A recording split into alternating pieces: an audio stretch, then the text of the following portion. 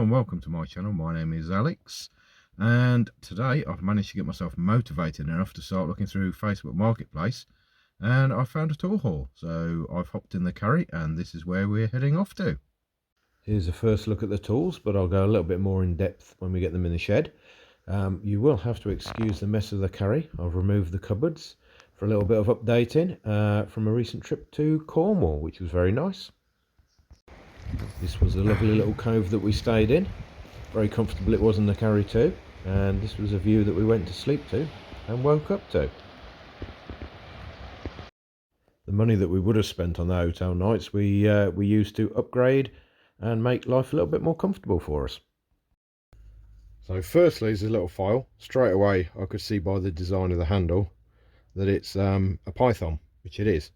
Now I've already got a couple of pythons. Big one there and a half circle one there, and I really like these, so that's a definite keeper. Then we have this hugely massive set of calipers. I'd say it's rusty to pieces. I mean, that is a big one. I don't even think if you can see it all. I'll tell you what, just zoom out. There, look at that. That is a whopper. So that is obviously going to be cleaned up. That's going to be a wall hanger. I think that'll look nice on the wall somewhere. Wooden scribe. Not sure if this was originally designed for wood. I would probably hazard a guess as not. But yeah, these are pretty nice. No sign of any manufacturer's marks on those. But I think that'll, with a bit of a clean up, bit of an oiling, sand that rough wood down, that'll look quite nice. Maybe shorten it a bit as well.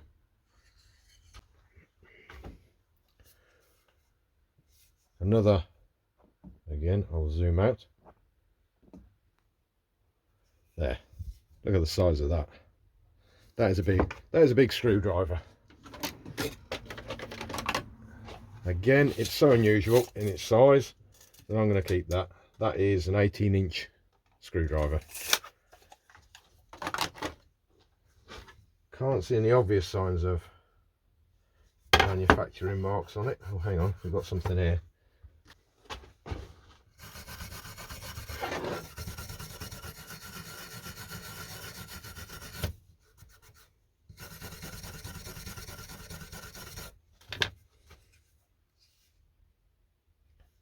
Part of it's missing. It just looks like RDB or something. ROB. No idea. Then we have what is the remnants of a rawhide Thor hammer. So I've got to look into see whether I can actually get these to expand a little bit more and soften up as to how they should be, because they're not going to fit. They're very loose. If not, I'll probably just get a new set. And here we have, it's a footprint, obviously, because it's got a footprint on it. Adjustable spanner, which I quite like. I've not got a footprint yet, so this is a first for me. So that's definitely going to be a keeper. This you've seen already. Then we have a dented Wix hammer. I'm not really concerned about keeping that. I don't think it's got much history to it at all, so that'll be going out on the to sell pile. Now we've got a couple of Eclipse saws. Now I've not seen saws like this before, where the blade actually bolts onto the bottom. This is an Eclipse number 56, and this is for building materials, so probably you're looking at boarding, plasterboarding, plywood, something like that. But yeah, that should clean up quite nice. Again, I'm going to keep that. I'm quite fond of that. Looks. And we've then got one for metal, which is an Eclipse number 55. Similar thing, that's going to get cleaned up. Quite like it. It's obviously not quite rigid as a hacksaw, so I'm assuming again this is just from maybe panels, something like that. But yeah, that'll respond quite well to a cleanup, I think. Then we have your generic little hammer, which again I think refix the handle a little bit, give it a quick tidy up. quick sand down, maybe a bit oiling, and that'll be it. It's not going to get much more attention than that. And this is the rest of the tool haul. So the chap I got it from, very nice man, very chatty. He's been an engineer for some while, for many years, most of his life I believe, and these are some of the tools that he'd accumulated. Now he did say he was having a good sort through, and these were just a few of the tools. So I said to him, if you've got any more you're going to be willing to part with, let me know first. You know, I can always say no, but if I want them, I won't mess you around. I'll have them. So here we go. Okay, we've got a few gimlets here. We've got 3 wooden handled ones, which are quite nice. But interestingly, it's a sort of a wire cable one, which I've not come across anything like this before. There's no manufacturing marks that I can see on it, so that is very interesting. A few generic screwdrivers. Again, I can't see any manufacturing names on there. Very difficult, my eyes aren't what they used to be, just as my back isn't. Little pocket one there. I think that might be electrical tester. It looks like it's got a bulb in there. Another one, made in England these are. And one that's so dirty, even if it did have a mark on it, I probably couldn't actually tell. And a little tiddly black handled one there. Couple of box spanners. King Dick one there, so I'll be keeping that. And that one is of a known manufacturer, no idea. Now, interesting little junior hacksaw. Now I've managed to clean some of it off, and it does say it's an Eclipse, so I think we've got quite an Eclipse haul on this one. But that's an interesting little shape. I've not come across anything that shape before. They're normally that one. I've not been able to find any manufacturer's marks, but I'm hazarding a guess that's probably an Eclipse too. And talking of Eclipses, here we have another one. It's a number 12 pad, it says. Not sure why. There we go. And that's obviously just for a hacksaw blade. So again, we'll keep that. I'll take the hacksaw blade out of it. Oh, there we go. And that can go in the tool chest. Lovely. And next is it. I'm suspecting it's bronze, and that is it's a saw set tool. So I've never used one of these, so I don't really know what I'm talking about or how to use it. But you move to the different setting, and that pushes in like that. And what it's for is, I do know this, is for setting the blades on the saw. So as you can see, or hopefully you can see, the teeth are slightly staggered, and that if you want to reset them, that's what it's for.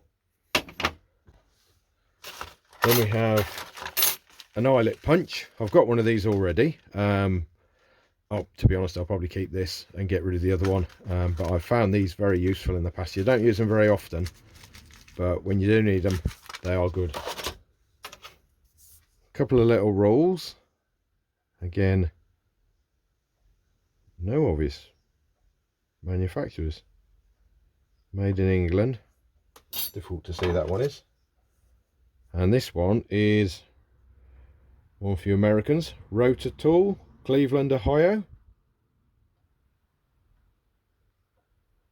There we go, make sure. There we go, it's a bit better view. So interesting, made in the USA, obviously. And it has decimal equivalents on the back. So not entirely sure what that's all about. It's maybe a sliding rule, something like that. But that's a keeper as well. Little spark plug gap tool. Not really bothered about that. Tiny little chisel. Look at that. That's brilliant. Love that. That's going in the drawer. A few punches of different size. That's a roll plug number 8. That's not a punch, or is it? Not come across one of those. I know what roll plugs are, but maybe that's for knocking the roll plugs in. Anyone out there can give me a clue on this? I'll try having a look up and Google in a bit.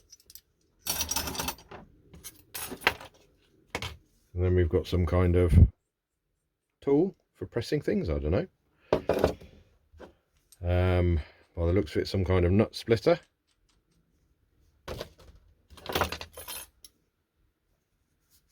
Unbranded pliers. Nope, nothing on there. Another set of pliers, which are probably a little bit more modern. Don't think I'll be keeping them. Larger set of pliers with a nice pattern on the side. They'll look nice once cleaned up. Probably keep them. And some kind of C-spanner. Not sure what that's for. DRIG Limited 9419. Don't know. And then we come on to these oddities. Now I thought, when I saw the first one, I thought it was bent. But it's obviously for inserting into something to turn almost like a flat bladed screw end. So yeah, interesting. And I've got some wooden thing with a bit of metal sticking out. That's as best as description as I can give for that. It looks like a blooming, looks like a float, doesn't it? A fisherman's float, but it's not. A few taps and dies. Nice big one there. So again, they'll go in the box with all the others. And these are very similar to sewing machine things for cleaning prongs out. Not sure what those are. Glass cutter. And don't know, maybe a punch, maybe not a punch. Little spanner. Oop, another Weeha. That'll be going in my to keep box. Looks like an old screwdriver blade that's been turned into a chisel. Tiny small spanner. Pair of nips, which I think could probably do with tightening up a little bit and a good clean up. Quite nice those are, on the ends bent slightly as well, so we'll have to see whether we can do something with that. Oh, another one of these things. And here we are, look at that. Lovely little Reader's Digest retractable tape measure, and that looks to be in really good condition. I should imagine that's a few years old. I think my dad had one at some point. So oh yeah, it just needs a little bit of a rivet on one of the ends, but that's going to be a clipper. Clean it up, takes up no space whatsoever. And then we've got a couple of advertising screwdrivers. Beyond Meat, Cooper Power Tools. I've never heard of them. Just two Phillips type screwdrivers, exactly the same. Will probably respond quite well to a cleanup, but anyone out there who's got any information, it does say Denver, so I'm thinking about the Americans out there. Gardner, Denver, could be a name, could be the place. .co Buckeye, interesting. And the one final piece to the puzzle is this lovely little vise. I think this is really cute. Can you say vices are cute? Well, I just did. But yeah, that's a dinky little, it's probably some kind of jeweler's vice. Very nice, looks like a little anvil on there. It's missing the bar out of the bottom, so I'll have to see whether I can do something about that. But that is going to be cleaned up and put with my other little vices. I have a vice for vices, not as much as some of those out there though. Naming no names. So yeah, that'll get a good clean up. Thank you very much for watching. I hope you enjoyed this, and hopefully I will be getting back to some more videos very soon. I'll catch you all on the next one. Take care.